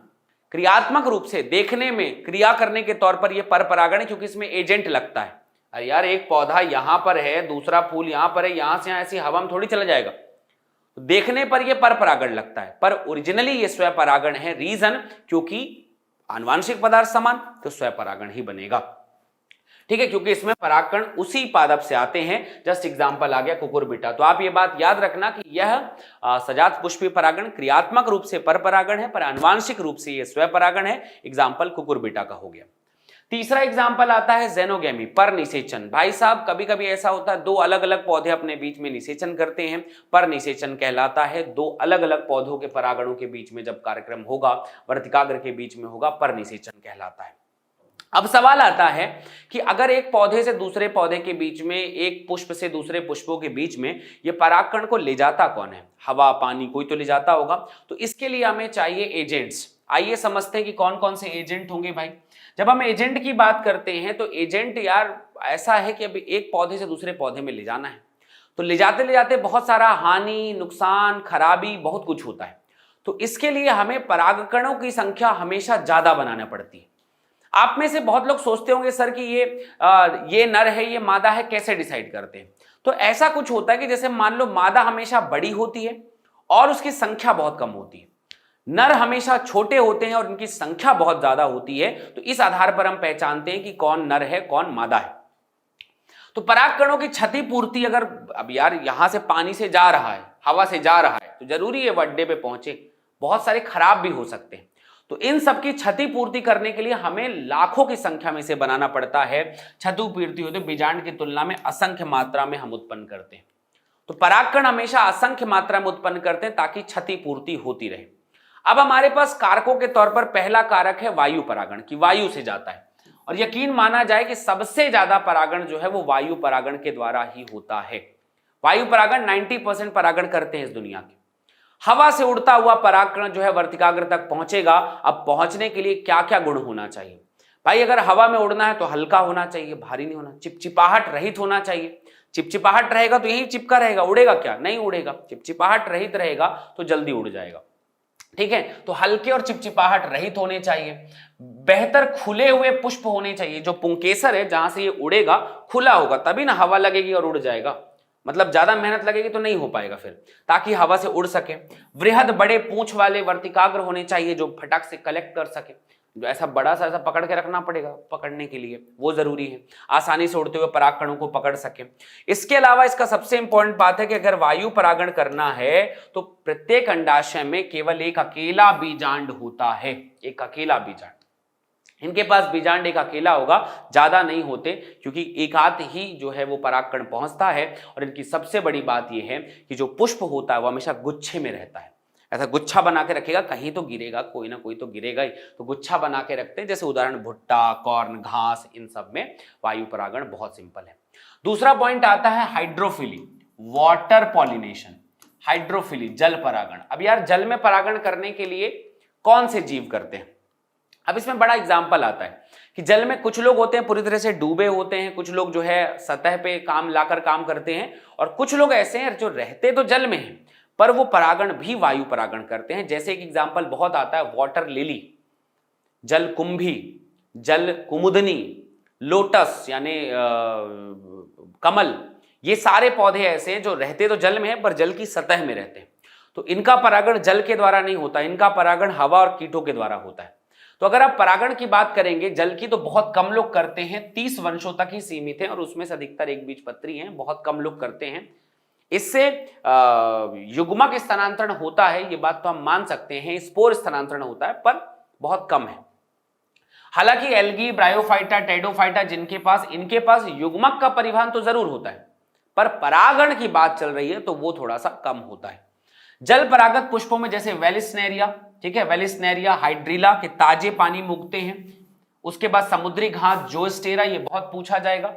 वेलिस्नेरिया, हाइड्रिला, ये दोनों मतलब सादे पानी में, ताजे पानी में उगेंगे। हाइड्रिला और जो वेलिस्नेरिया, जोस्टेरा समुद्री घास है, यह भी जल परागण करती है। और लेकिन अधिकांश जलीय पौधे जैसे वाटर हाइसिंथ, वाटर लिली यानी कुमुदनी और कमल, ये सब रहते जल में हैं, लेकिन ये कीट परागण और वायु परागण करते हैं। क्यों? क्योंकि जल की सतह पे रहते हैं। ठीक है, ये ऐसा सतह है, यहां पर ऐसा अगर फूल लगा हुआ है, यहां पर फूल लगा हुआ है, तो यहां से यहां जाने के लिए वायु कीट का उपयोग कर लेते हैं। इसके बाद एक और समुद्री घास, इसका नाम है सिग्रासेस। सिग्रासेस जो घास होती है, ये भी जल के अंदर ही परागण कर ले। तो जोस्टेरा, हाइड्रिला, वेलिस्नेरिया, सिग्रासेस, ये सब जो है वो पानी में डूबे डूबे परागण कर लेती हैं। अपना मामला क्लियर है। अगर पानी में रहना है तो इनके पास श्लेष्मा का आवरण होगा ताकि सड़ने से बचाया जा सके। अगर तुम्हें जल और पानी से जाना है तो ना तुम्हें सुगंध की जरूरत है, ना तुम्हें किसी चीज की जरूरत है। तो वायु और जल के द्वारा परागण करने के लिए ना तो आपको रंग, ना ही आपको मकरंद, कुछ नहीं चाहिए, ये बन जाता है मामला। मकरंद वकरंद कुछ नहीं चाहिए। इसके बाद कुछ परागण आते हैं जैसे इंसेक्ट पॉलिनेशन। अगर कीट से पॉलिनेशन हुआ तो हम उसे एंटमोफिली के नाम से जानते हैं। बर्ड्स के द्वारा हुआ तो ऑर्निथोफिली के नाम से जानते हैं। बैट के द्वारा हुआ तो कैरेप्टेरोफिली के द्वारा से जानते हैं। ये मुख्य नाम हैं जो ज्यादा पूछे जाते हैं। बाकी इनके जितने भी हैं सबका अपना अलग अलग नाम है, पर इतना जरूर आप ध्यान पे रख लेना। ठीक बात है। अब सवाल आता है कि ये जो जैविक कारक हैं वो कौन कौन है जो परागण करवा रहे हैं। तो जैविक कारकों में सबसे ज्यादा जैसे मधुमक्खी, भौरे बहुत फेमस हैं, पर उसके अलावा भी बहुत सारे लोग हैं। जैसे मधुमक्खी, भौरे, तितलियां, बर्र, चींटियां, सलब, कीट, पक्षी, सतगोरा पक्षी, गुंजन पक्षी, ठीक है, चमगादड़, ये सब जो है परागण करवाने में मदद करते हैं। इसके अलावा कुछ लेम्यूर भी हैं, शाखाचारी जिसे अपन कहते हैं, है ना। उसके अलावा सरीसृप, गीगा, छिपकली, ये सब आपका मतलब परागण करवाती है। ये ऑप्शन वाले क्वेश्चन में बड़ा दिमाग खराब कर देता है। तो हम लोग मधुमक्खी, भौरे, छिपकली, है ना, इसके अलावा बर्र, चींटियां, सलब, शकघोरा, गुंजन पक्षी, है ना, ये चमगादड़, 4-5 बार आप बोलोगे तो आपको पूरा याद हो जाएगा। परागण करवाने के लिए कीट क्यों आता है, कीट को क्या मिलेगा इससे? तो यहां पर एक कहानी आती है यार कि इन दोनों के बीच में ना बढ़िया संबंध रहता है कि भौरे ने खिलाया फूल, तो भौरा जो है इनको फूल खिला के देता है। कैसे? भौरा क्या करने गया था? फूल खिलाने के लिए। भौरे का अपना टेस्ट है, भौरा वहां से मकरंद खाने गया था, पोषण खाने गया था। ठीक है, पोषण खाने गया था, उनको चाहिए सुगंध दुगंध सूंघने गया था, और जब सूंघने गया तो कदे इस फूल ते कदे उस फूल ते, इस फूल से उस फूल पे गया, जब इस फूल से उस फूल पे गया तो परागकण चिपक के वहां से वहां तक चले जाते हैं। तो ये जो कहानी बनती है परागकणों को ट्रांसफर करने की, ऐसी होती है। अब एमोरफिलस एक 6 फुट का फूल है जो प्राणियों को अंडे देने के लिए देता है। सलभ कीट और युक्का पादप के बीच भी सह संबंध होता है, ये सब एक दूसरे को मदद करते हैं। ये उसके बदले में परागण करवाएगा, वो उसका अंडे को रखने पे, कीट को रखने में मदद करता है। ये एमोरफिलस है, ये युक्का है, इनके बीच का सह संबंध ऐसा बनता है। अगर आपको जूफिली करना है, आपको जानवरों से परागण करवाना है, तो आपके अंदर कुछ गुण होने चाहिए। जानवर जो है लालची लोग होते हैं, जानवर लालची है, तो जानवरों को क्या पसंद आता है? पुष्प बड़ा होना चाहिए पहली बात, तब आकर्षित करेगा। रंगीन होगा, सुगंध होना चाहिए, मकरंद यानी पोषण ओषण भरपूर होना चाहिए, तब जाके ये यहाँ पर कीट आते हैं। और ये चिपचिपा होना चाहिए, क्योंकि कीट अपने आप जानबूझ के नहीं आएगा कि चलो हम तुमको ले चलते हैं, जब जानबूझ के चिपक चिपक के जाना पड़ेगा, तब जाके ये कार्यक्रम हो पाएगा।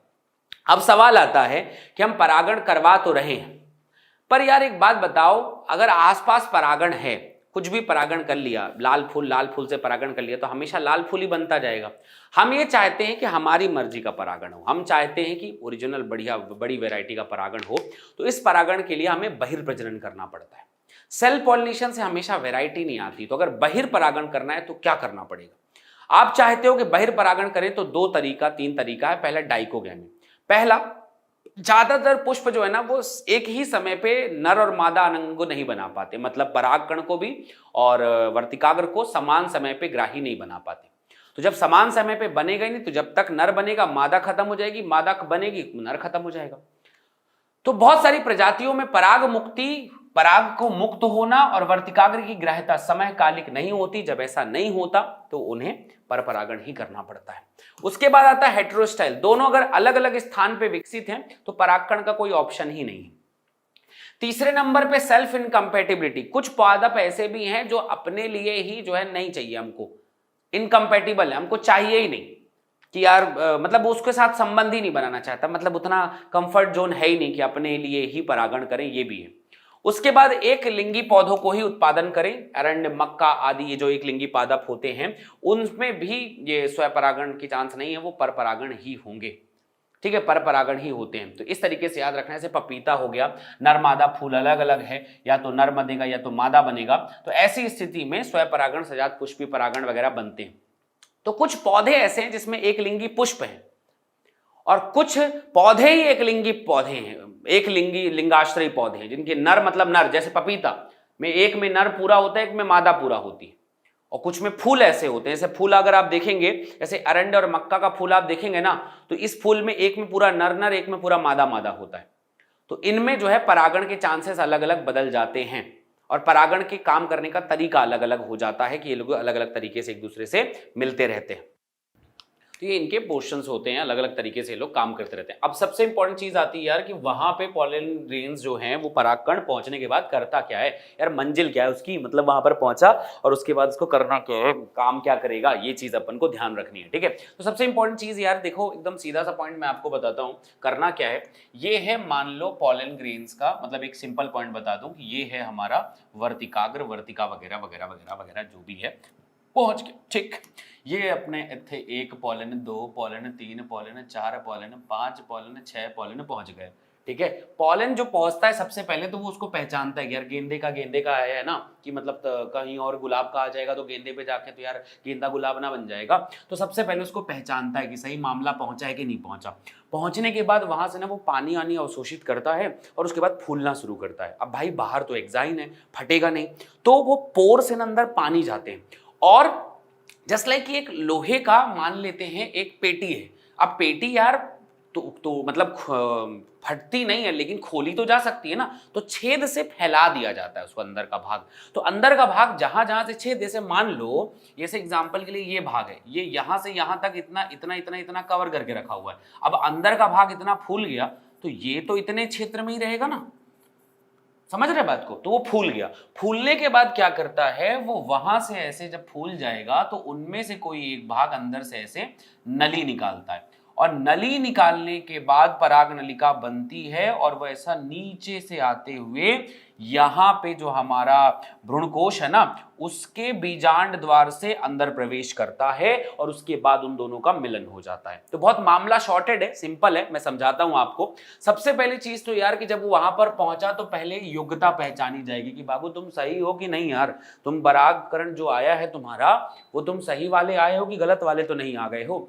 फिर दूसरा पार्ट आता है कि वहां पर जाकर उनके बीच में जनन होगा, जर्मिनेशन, अंकुरण होगा। अंकुरण से क्या होगा कि जनन छिद्र के पास से पराग नलिका निकलेगी, ये भी ठीक है। पराग नलिका निकली, वर्तिकाग्र नीचे जाते जाते वृद्धि करेगी और अंडाशय तक पहुंच गई, मामला ठीक है। अब सवाल ये है कि पराग नलिका में क्या होगा। तो एक बहुत बड़ा सवाल आता है कि जो परागकण आया है उसके अंदर, तो परागकण मतलब क्या हुआ, युग्म कोद्भिद है, वो युग्मक नहीं है। परागकण युग्म कोद्भिद है, युग्मक को बनाने वाला है, युग्मक नहीं है। तो उसके अंदर की जनन कोशिका मैंने बताया था कि 60% में ऐसी ही चली जाती है और 40% में विभाजन हो जाती है। तो जो 60% सिर्फ जनन कोशिका बनाकर लाए थे वो अब यहां पर विभाजन करते हैं। तो कभी भी तुमसे पूछा जाए कि नर युग्मक कहां बनते हैं तो बोलना पराग नलिका में। जनन कोशिका बन के आती है, फिर पराग नलिका के अंदर जो दो कोश की स्थिति में है तो उनकी जो एक कायिक कोशिका, दूसरी जनन कोशिका, ये जो दूसरी जनन कोशिका है वो यहां पर विभाजित करेगी बचे हुए 60%, जो 60% में होती है। पराग नलिका के दौरान ही दो नर युग्मक बनते हैं, इसका सबसे बड़ा बात है। पराग नलिका में दो नर युग्मक बने, ये डायग्राम बहुत इंपॉर्टेंट है।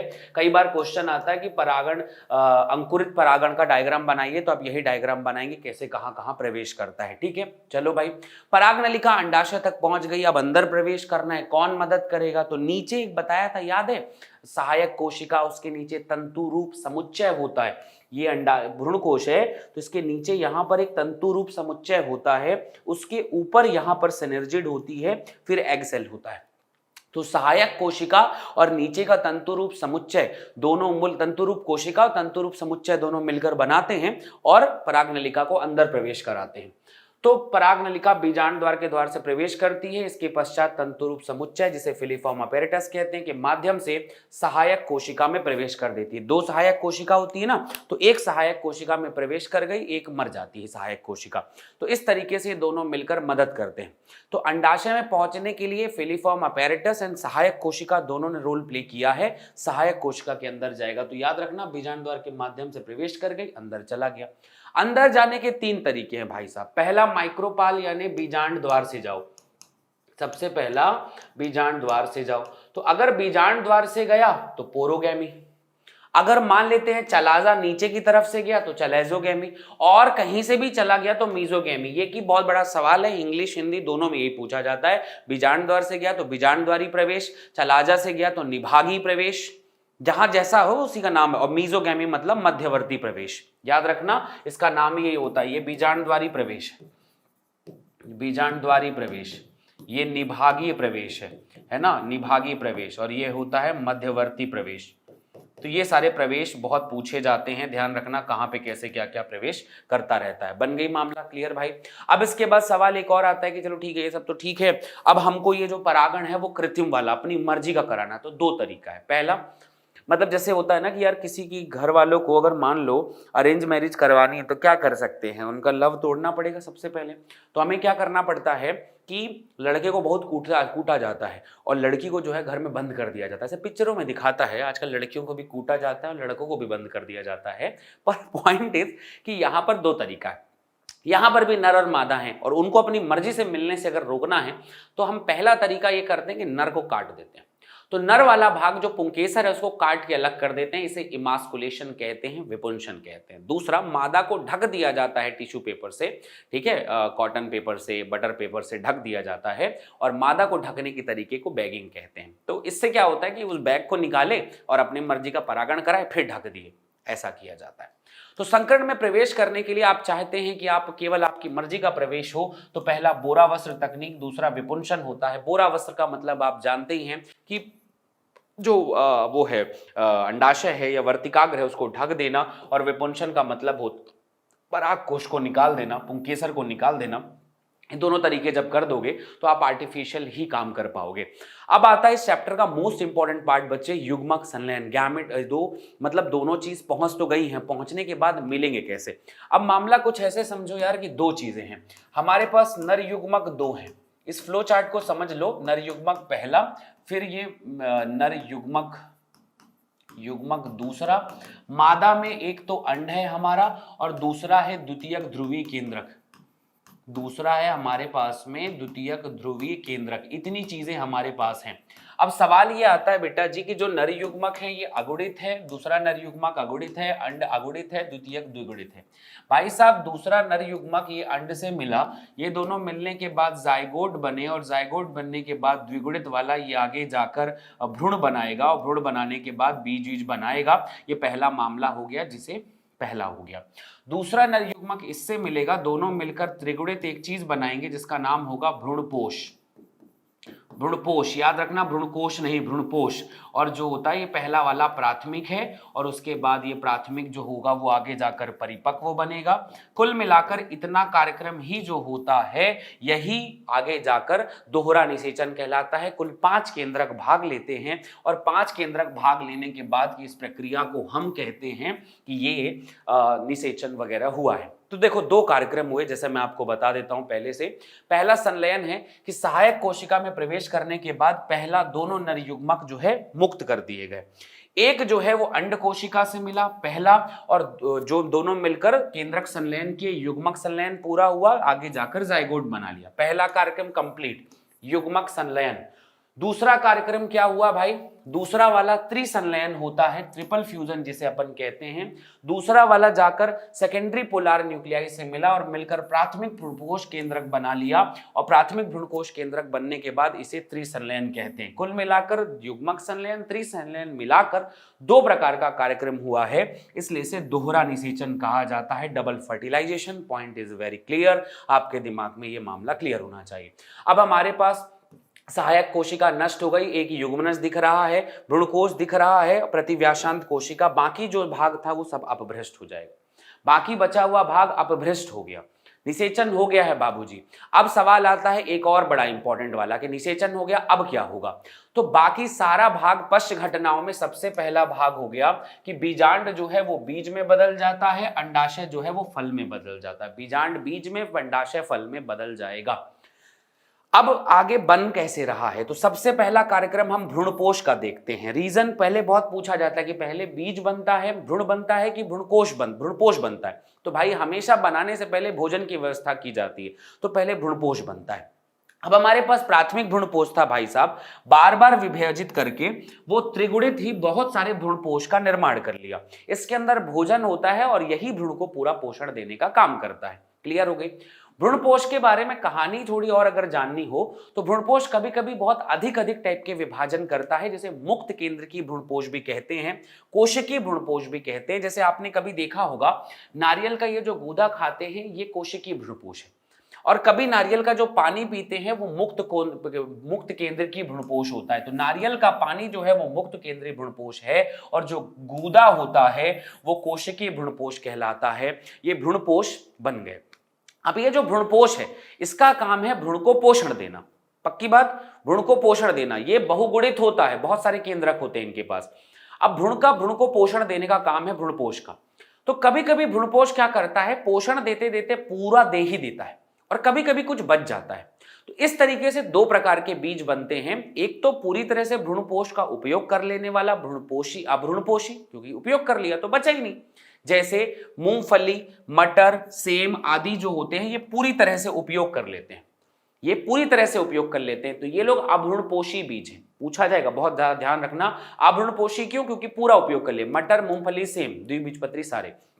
फिर आया कुछ जो बचा के रखते हैं, किसी किसी में बचा हुआ रहता है, जैसे अरंड हो गया, नारियल हो गया, इनके बीज अंकुरण के समय इसका इस्तेमाल कर लेता है। कुछ लोग इसमें भी इस्तेमाल कर लेते हैं, ठीक है। फिर दूसरी बात आती है, कुछ लोगों में बिल्कुल बचा ही नहीं रहता, खत्म हो गया पूरा। तो ये एग्जाम्पल अरंड, नारियल जो होते हैं बीज अंकुरण के समय इस्तेमाल कर लिया जाता है।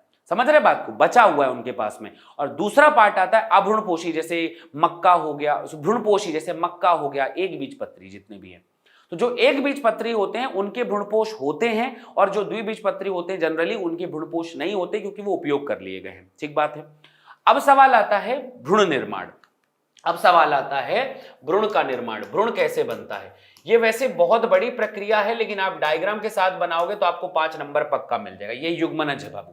विभाजन किया, 2 कोशिकाएं बनाया, विभाजन करने के बाद बहुत सारा विभाजन करके ऐसा यहां से लेकर यहां तक बनाया। काम की चीजें पढ़ने के लिए इसको पढ़ाने वाले बहुत पढ़ाते हैं, पर आपके लिए याद रखना डायरेक्टली ये विभाजन करके गोलाकार भ्रूण बनाया, फिर हृदयाकार, और उसके बाद आपका ये भ्रूण आपका बनके तैयार है। याद रखना भ्रूण विकास की प्रारंभिक अवस्था एक बीजपत्री द्विबीजपत्री दोनों में समान होती है, पर अंत में जो है ये भ्रूण वृद्धि होती है, पहले गोलाकार फिर हृदयाकार फिर परिपक्व भ्रूण की वृद्धि होती है। डायग्राम में इतना काम बन जाता है। फिर अगली कहानी, जो बना वो क्या क्या बना। तो जो भ्रूण बना है बेटा आप उसमें देखेंगे कि ये भाग है 2 ठो बीजपत्र। बीजपत्र के ऊपर वाला भाग प्रांकुर कहलाता है, बीजपत्र के नीचे वाला भाग मूलांकुर कहलाता है। मूलांकुर के नीचे मूलगोप होती है और बीज का भाग बीजपत्राधार कहला रहा है।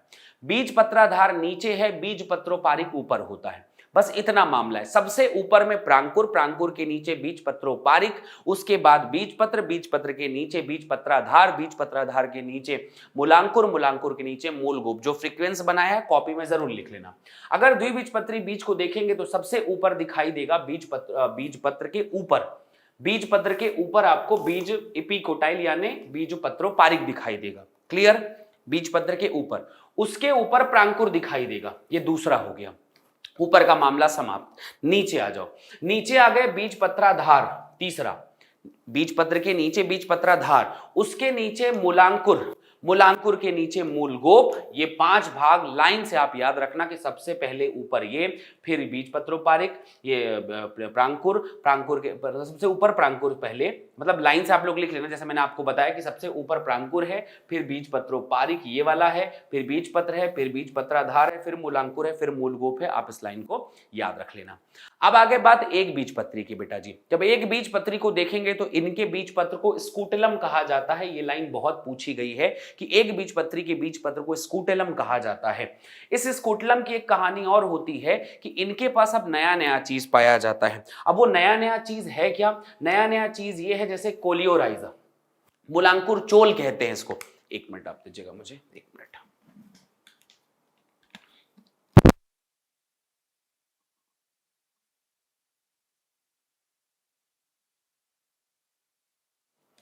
ठीक है, आवाज आ रही है? ओके। सो इसके बाद हमारे पास में भाग आता है, तो इनके पास अब जो है ना सारा नाम ही बदल जाता है। बीजपत्र का नाम स्कूटलम हो गया। अब इनके पास कोलियोराइजा, और मतलब जैसे कोलियोराइजा जो होता है इनके पास इपिकोटाइल नहीं होता, इनके पास कोलियोराइजा होता है। मूलांकुर चोल, मूलांकुर, मूलांकुर चोल, प्रांकुर, प्रांकुर चोल, इपी बीजपत्रोपारिक इपिकोटाइल कहते हैं यहां से। ठीक है, बीजपत्रोपारिक के नीचे सबसे नीचे प्रांकुर चोल कहलाता है। यहीं से पूरे मामले सेट होते हैं। डायग्राम पे इस पे ज्यादा बड़ा वर्क नहीं, इसके ऊपर ज्यादा क्वेश्चन नहीं आते, इसलिए सिर्फ नाम लिख लेना। दोनों चीजें बन गई बेटा जी। अब एट द लास्ट अगर मैं पूछा कुछ क्वेश्चन पूछूं कि कहीं का बार कहीं टॉपिक पे आते हैं, तो वो थोड़े थोड़े टॉपिक हैं, बहुत ध्यान सुनना, मजा आ जाएगा। अब बीज बन चुका है भाई, तो बीज है क्या, बीज का उपयोग वगैरह क्या है, बहुत इंपॉर्टेंट पूछा जाता है। बीज लैंगिक जनन का अंतिम परिणाम है भाई साहब। सबसे आखिरी में बीज ही बनता है, और इसके रूप में अगर देखा जाए तो बीज, फिर बीज पत्र, बीज आवरण, ऐसी बहुत सारी चीजें होती हैं। बीज के अंदर जो पदार्थ भरा हुआ होता है वो 2 तरीके से होगा, या तो उसमें एल्ब्यूमिन है या तो एल्ब्यूमिनस नहीं है। एक होता है नॉन एल्ब्यूमिनस, एक एल्ब्यूमिनस। एल्ब्यूमिन एक बीजपत्री होते हैं और एल्ब्यूमिन जो नहीं होता वो द्विबीजपत्री होते हैं। तो बीज 2 प्रकार के होते हैं। ठीक है, गैर एल्ब्यूमिनस, एल्ब्यूमिनस रहित, इसमें भ्रूणपोष नहीं होता, अवशिष्ट भ्रूणपोष नहीं होता। तो जिसके पास एल्ब्यूमिन नहीं है उसके पास भी भ्रूणपोष भी नहीं है, और ये द्विबीजपत्री होते हैं। सेम मटर, बीज और जो चना, ये मैं इसका एग्जाम्पल बता चुका हूं। क्योंकि भ्रूण पूरी तरह से उपयोग कर लिया गया, ऐसा नहीं कि पहले से नहीं था, पहले था पर अभी उपयोग कर लिया गया है, मटर और मूंगफली। अब आते हैं एल्ब्यूमिनस, इनके पास भ्रूणपोष पाया जाता है, बच जाता है, ये पूरा उपयोग नहीं कर पाते। ये एक बीजपत्री होते हैं, जैसे गेहूं, मक्का, बाजरा, अरंड, ये सब माना जाता है। एक सबसे इंपॉर्टेंट क्वेश्चन आता है कि यार किसी किसी के पास में एक अलग तरीके का भ्रूणपोष भी होता है, उसे परिभ्रूणपोष कहते हैं। भाई पोषण देने के लिए मादा में आपने अभी तक 3 चीजों को पढ़ा। एक पढ़ा आपने बीजांडकाय को, और एक चीज पढ़ा भ्रूणपोष को। बीजांडकाय भी कभी कभी बच जाता है, और ये होता है काली मिर्च में, चुकंदर में। तो याद रखना आपके पास में काली मिर्च और चुकंदर में कभी कभी जो बीजांडकाय, जो गुरु भ्रूणपोष को पोषण देने वाला है, वो भी बच जाता है, और उसे बीजांडकाई यानी न्यूसेलस जो बचा हुआ रहता है, उसे परिभ्रूणपोष कहा जाता है। पेरिस्पर्म कहा जाता है। एंडोस्पर्म तो एंडोस्पर्म है ही, पर पेरिस्पर्म कहा जाता है। इस टॉपिक से बहुत क्वेश्चन पूछे जाते हैं, पॉइंट बड़ा ध्यान से लिखिएगा कि होता क्या है। परिभ्रूणपोष है क्या? जिनके पास बीजांड काय बच गया वो परिभ्रूणपोष है। काली मिर्च चुकंदर में होता है। भ्रूणपोषी बीज क्या होता है? जिनके पास भ्रूणपोष बच गया, एक बीजपत्री, गेहूं, बाजरा, अरंड, मक्का, बढ़िया। अभ्रूणपोषी जिनके पास भ्रूणपोष नहीं पाया जाता, उपयोग कर लिया गया, खत्म कर लिया गया, है ना। चना और मटर और सेम। जिनके पास भ्रूणपोष है उनके पास एल्ब्यूमिन भी होगा, जिसके पास भ्रूणपोष नहीं उनके पास एल्ब्यूमिन नहीं होगा। बीजांड का काम क्या, बीज का काम क्या है जी? बीज जो है ना बढ़िया आवरण बना लेते हैं और जब विपरीत परिस्थिति होती है तब तक बचे रहते हैं। जब हमको अंकुरण करना होगा तो ऑक्सीजन बढ़िया प्रवेश करवाते हैं और उसके बाद अंकुरण करवा के बढ़िया मामला जिंदा फिर हो जाता है। तो बीज नहीं होता तो 6-7 महीने तक किस चीज को हम लोग रखते, संभाल के रखते, इसलिए बीज बहुत जरूरी चीज है। बीज हमेशा सूख जाता है, इसलिए बीज जो है ना हमेशा अपरिपक्व भी हो जाता है, जिसे प्रक्षुब्धि कहते हैं। एक बहुत बड़ी बात है कि बीज जब भी विपरीत परिस्थिति होती है अपनी पानी को बाहर निकाल देता है, सूख जाता है, उपापचयी क्षमता, चपापचयी क्षमता को कम कर लेता है, मर नहीं जाता, धीमा पड़ जाता है, इसे प्रक्षुब्धि कहते हैं, डोरमेंसी। What is dormancy? बीज का विपरीत परिस्थितियों में अपने आप को निष्क्रिय करना थोड़ा सा प्रक्षुब्धि कहलाती है। बढ़िया, आगे बढ़े तो बीजांड बीज बन गया, फल जो है अंडाशय से फल बन गया, ये सब कुछ चलता रहा। जो बीजांड की भित्ति, अंडाशय की भित्ति थी वो फल भित्ति बन गई। अब ये फल जो है वो दो प्रकार से बना, या तो गूदेदार फल या तो सूखा फल। जैसे चना मटर आदि बनता है तो सूखा फल है, पर आम हो गया, जाम हो गया, गुआवा हो गया, ये सब जो है बढ़िया गूदेदार फल बनते हैं। ये एक चीज लाइन आप लोग ध्यान ले लेना, ठीक है। ओके, बात आगे बढ़े भाई। फल भी 2-3 प्रकार का हो सकता है। फल तो फल है, पर फल कभी कभी अंडाशय से बना तो सत्य फल, पर अंडाशय के अलावा और किसी चीज से मिलकर बन रहा है, पुष्पाशन आदि से बन रहा है, तो उसे असत्य फल कहते हैं।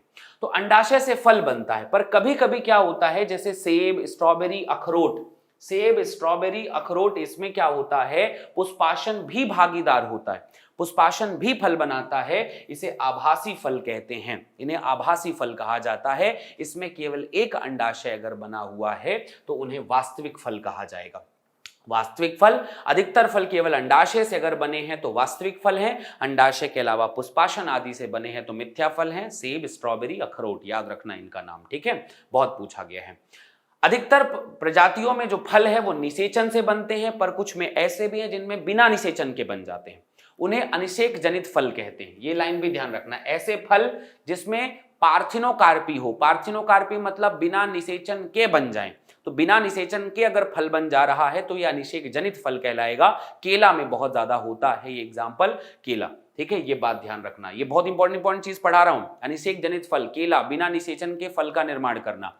आभासी फल, अंडाशय के अलावा किसी और चीज को मिलाकर फल बनाना, वो आभासी फल कहलाता है। फिर पूछेगा बीज के लाभ बताओ जी, बहुत सारे लाभ हैं। पहला लाभ, बीज की रचना नए प्रवास में भेजने के लिए बहुत जरूरी होती है, इसमें भोज्य पदार्थ स्टोर होता है, ठीक है, और इनको पास पोषण भी होता है। तब तक बीज के अंदर पोषण होता है जब तक पौधा विकसित ना हो। जैसे पौधा बन रहा है, नया नया पौधा है, तो उसे बाहर से प्रकाश संश्लेषण थोड़ी करता है, तो शुरुआत में पोषण देने का काम भी बीज ही करता है। लैंगिक प्रजनन का उत्पाद भी बहुत इंपॉर्टेंट है, नई नई जगह पर ले जाने में मदद करता है, भंडारण हेतु बहुत जरूरी है, साल भर खाने के लिए बहुत जरूरी है, अगले मौसम में उगाए जाने के लिए भी बहुत जरूरी है। बहुत सारा ऐसा उपयोग है, एक बार पढ़ लोगे तो समझ में आपको आ जाएगा। अलग अलग उपयोग है। बीज को हम प्रक्षुब्धि बनाकर रखते हैं। बीज कितने सालों तक प्रक्षुब्धि जिंदा रह सकता है, या फिर वो अपनी डोरमेंसी पीरियड क्या होता है, तो एक एग्जांपल बहुत इंपॉर्टेंट है। ल्यूपाइन ल्यूपिनस करके एक वृक्ष है आर्कटिकस का, ठीक है, ये पौधा है, मतलब इसका एक बीज मिला था आर्कटिक टुंड्रा में, जो माना जाता है 10,000 वर्ष से प्रक्षुब्धि के बाद भी आबाद अंकुरण और पुष्पित हुआ है। तो ल्यूपिनस आर्कटिकस जो है वो 10,000 वर्ष बाद भी पुष्पन कर सकता है, फल सकता है। और इसके अलावा एक और एग्जांपल खजूर का है लिखा हुआ, फायोनिक्स डैक्टिलीफेरस, 2000 वर्ष पुराना खजूर, वो भी जीवन क्षमता में अभी सक्षम है। तो ये कभी कभार ऐसा पूछ लिया कि 10,000 वर्ष पहले ल्यूपिनाइस का बीज अभी भी सक्षम है जिंदा रहने में, प्रक्षुब्धि में के बाद जिंदा है, और ये जो फियोनिक्स डैक्टिलीफेरस है ये 2000 वर्ष के बाद भी अभी सुरक्षित है। बीज में वैसा एक स्पेशल भाग भी आता है कि कुछ बीज जो है ना वो विषमपोषी भी होते हैं, जैसे ओरोबैकियन स्ट्राइगा जो है ना, ओरोबैंकियन स्ट्राइगा, इसका बीज क्या करता है, वो गिरता है, दूसरे पौधों की जड़ों के साथ चिपक जाकर वहां अंकुरण करवाता है और उसके बाद लग जाता है और अपना पौधा बना लेता है। तो ओरोबैकियन स्ट्राइगा जो है ना भाई साहब, ये जो है ना एक विशेष प्रकार का परजीवी प्रजाति का पौधा है, परजीवी प्रजाति का पौधा है। अंजीर के अंदर एक विशेष प्रकार का भाग होता है कि यार इसमें विशाल पादप तैयार हो जाता है एकदम छोटे से अंजीर से, ये एक एकदम अद्भुत बात है। इसके अलावा अंजीर के पौधों में लाखों बीज पैदा हो जाते हैं, एक छोटे से बीज से इतना बड़ा पौधा बन जाता है, ये भी एक बहुत बड़ी बात इसमें इंपॉर्टेंट आती है, बहुत लाखों की संख्या में भी बनते हैं, ये बड़ी इंपॉर्टेंट बात है। इस चैप्टर की सबसे आखिरी बात आती है असंग जनन, एपोमिक्सिस। बिना निषेचन बीज निर्माण करना, बिना निषेचन फल निर्माण करना एक अलग कहानी थी, पर बीज निर्माण कर लिया, बिना निषेचन के बीज निर्माण करने की प्रक्रिया असंग जनन कहलाती है। ये घास में एंड एस्टेरसिया में बहुत ज्यादा होता है, सीधा सीधा कहानी याद रखना है। बिना निषेचन बीज निर्माण की प्रक्रिया एस्टेरसिया और घासों में होती है। यह एक प्रकार का अलैंगिक प्रजनन है, पर लैंगिक प्रजनन जैसा काम दिखता है, इसमें मिमिक्री होती है, लैंगिक प्रजनन को कॉपी किया जाता है इसमें, ये एक बात असंग जनन है। बहुभ्रूणता होती है, वैसे बीज बनाने का निर्माण, भ्रूण निर्माण करने की प्रक्रिया का काम जो है वो बीजांड का है, पर कभी कभी बीजांड के अलावा आसपास की भी कुछ कोशिकाएं मिलकर विभाजन करके अलग अलग प्रकार के भ्रूण बना लेती है, भ्रूण का विभाजन कर लेती है, ये बहुभ्रूणता कहलाती है। खासकर ये नींबू आदि वंश में बहुत देखा गया है। तो कुछ प्रजातियों में अंड कोशिका का निर्माण बिना अर्धसूत्रिक विभाजन, बिना निषेचन के ही हो जाता है, ये असंग जनन की बात हो गई, ये असंग जनन की बात हो गई। कई अवसरों पर बहुत, जैसे नींबू ईबू में क्या होता है, भ्रूण कोश के आसपास के बीजांडकायी कोशिकाएं भी विभाजित हो जाती हैं और ये सब लोग मिलकर एक विशेष प्रकार का भ्रूण बना देता है, और जब एक ही बीज में एक से अधिक भ्रूण हो तो वो बहुभ्रूणता कहलाता है और बहुभ्रूणता की कहानी कहलाती है। तो ये चैप्टर एक वन शॉट आसान भाषा में जल्दी जल्दी जल्दी जल्दी जल्दी करके आपके सामने रिवीजन करा दिया है। जितने शब्द मैंने मुंह से बोले हैं वो बहुत जरूरी है। Thank you so much guys, अपना बहुत ध्यान रखें। होप सो आपका ये जो समय है बहुत यूटिलाइज होगा और कम समय में मैंने पूरा चैप्टर का लगभग मेन कॉन्सेप्ट, पूरी चीजें लगभग मैंने बताई हैं, आप इसे ध्यान रखिएगा। बहुत ही जल्द दूसरा चैप्टर भी वन शॉट रिवीजन के माध्यम से आप तक मिलेगा। Love you all guys, bye bye. Channel को सब्सक्राइब जरूर करना, बेल आइकन प्रेस करना।